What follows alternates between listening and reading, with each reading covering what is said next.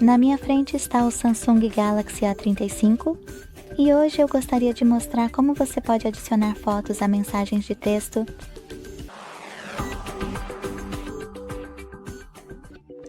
Comece abrindo o aplicativo de mensagens e selecionando ou criando um chat. Então, você precisa tocar neste ícone de câmera e foto no canto inferior esquerdo. E toque em todas as suas fotos que você deseja adicionar. Se você não conseguir encontrá-las aqui, selecione pastas, procure suas fotos aqui e clique na que você escolheu para adicioná-la. Então faça exatamente o mesmo com todas as outras que você precisa.